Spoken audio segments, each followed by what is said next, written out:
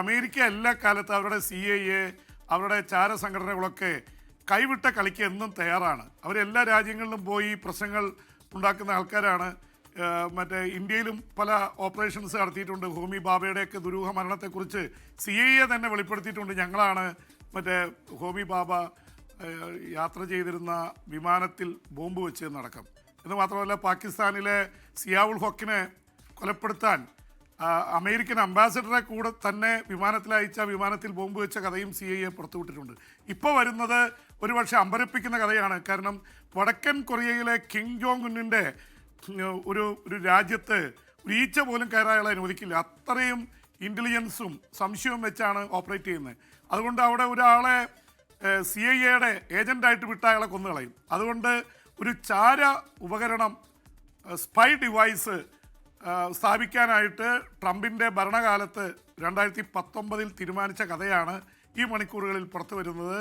എന്ന് മാത്രമല്ല, Osama bin ലാദനെ വധിച്ച അമേരിക്കൻ സീൽസ് അവരുടെ റെഡ് സ്ക്വാഡ്രനാണ് ഈ ദൗത്യം ഏറ്റെടുത്തത്. അവർ -4 ഡിഗ്രിയൊക്കെയുള്ള തണുത്തുറഞ്ഞ കടലിൽ അവർ തണുത്ത് വിറച്ചാണ് പരിശീലനം നടത്തിയാണ് അങ്ങോട്ട് പോയത്. അവിടെ പോയി വടക്കൻ കൊറിയയുടെ തീരത്ത് എത്തിയ സമയത്ത് അമേരിക്കൻ നാവികസേനയുടെ ഏറ്റവും വലിയ കമാൻഡോസാണ് ഉണ്ടായിരുന്നത്. പക്ഷേ അവർ ഏതാണ്ട് ആ ദൗത്യത്തിന് അടുത്തെത്തിയപ്പോഴാണ് ഒരു ഫിഷിംഗ് വെസൽ വടക്കൻ കൊറിയയുടെ ശ്രദ്ധയിൽപ്പെട്ടത്. അന്ധകാരത്തിൽ വെച്ച് ഉടനെ അവർ അതിന് നേരെ വെടിവെച്ചു. അവർക്ക് കമാൻഡ് കിട്ടാനുള്ള സമയമില്ലായിരുന്നു. അതിൽ 3 മത്സ്യബന്ധനത്തിന് വന്ന തൊഴിലാളികളായിരുന്നു. അവർ വെടിയേറ്റ് മരിച്ചു. അവരുടെ ശരീരത്തിൽ ലങ്സിൽ കുത്തിയിറക്കിയിട്ട് അവരെ മുക്കിക്കളഞ്ഞു.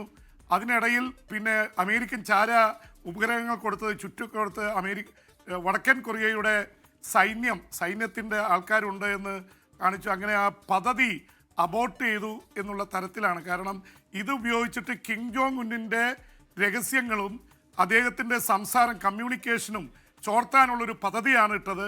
ഒരുപക്ഷെ കിം ജോങ് ഉൻ അമേരിക്കയ്ക്ക് എന്നും പേടി സ്വപ്നമാണ്. അമേരിക്കയിലേക്ക് ഏത് സമയം മിസൈൽ അയക്കുമെന്ന് പറയും. ഇപ്പോൾ ചൈനയിൽ പോയി കിം ജോങ് ഉൻ കഴിഞ്ഞ ദിവസം പോയതിൻ്റെ പിറകെയാണ് വടക്കൻ കൊറിയയിൽ അമേരിക്ക നടത്തിയ ഈ ഓപ്പറേഷൻ്റെ കഥകൾ ന്യൂയോർക്ക് ടൈംസ് അടക്കമുള്ള അമേരിക്കൻ മാധ്യമങ്ങൾ ഇന്ന് ഈ മണിക്കൂറുകളിൽ റിപ്പോർട്ട് ചെയ്തിരിക്കുന്നത്.